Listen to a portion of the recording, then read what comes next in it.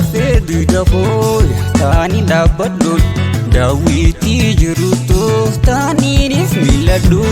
jijjiidhuu jiruutoo ifaa galma qiyya olmaa qiyaasahu maal himee maal dhiisu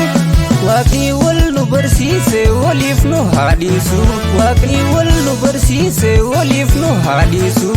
maaliif akkaan jiraadhu siituu na barsiise hamiileetu jabdu siituu wali dhilse barsiistuu naa taatee dogongora duuba koo irraa na barsiiste kaayyoo fuuldura koo miira abdii guddaa na keessatti uumte galatoomii tiruu koo kanaaf jaalalaan caaltee argamte onneetoo gubbatti muudama argatte.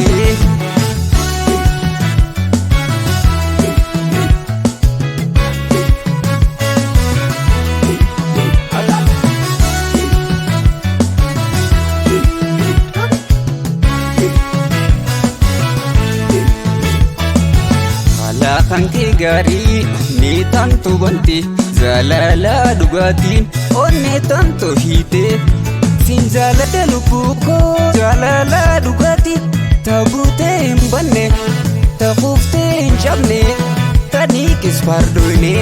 jechuu tokko laltees bahin sehini hanga jaalatan malee hanga jaalatama sakkamiin beekanii Kotu yaada hootoo caayaa jirutiyya si malee naan jettee diddee lubbuun tiyya.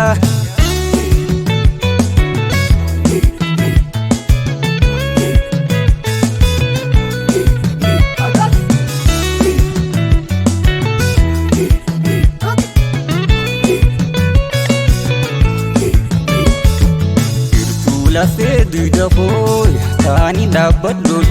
daawwitii jiruutoo taaniiniif miiladhu jijjiidhuu jiruutoo ifaa galma qiyya olmaa qiyaasahu maal himee maal dhiisu waaqni wal nu barsiise waliif nu haadhiisu waaqni wal nu barsiise waliif nu haadhiisu maaliif akkaan jiraadhu siituu na barsiise hamiileetu jabdu siituu wali dhilse barsiistuu naa taatee dogongora duuba koo irraa na barsiiste kaayyoo fuuldura koo miira abdii guddaa na keessatti uumte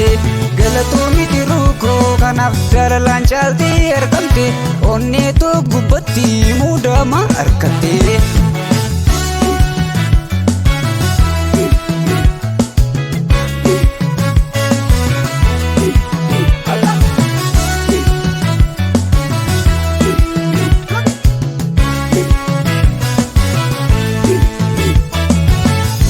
Onneetootii yaachaaffee jannata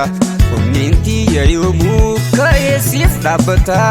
ifni fuula keetii addeessa samiirra eenyuu si qixaata addunyaa kanarra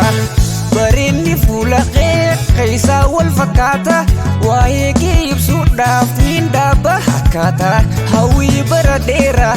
abdii fuula dura yaajiyya gobanaa yaa'ii lilli biraa. Yajiya gobana ya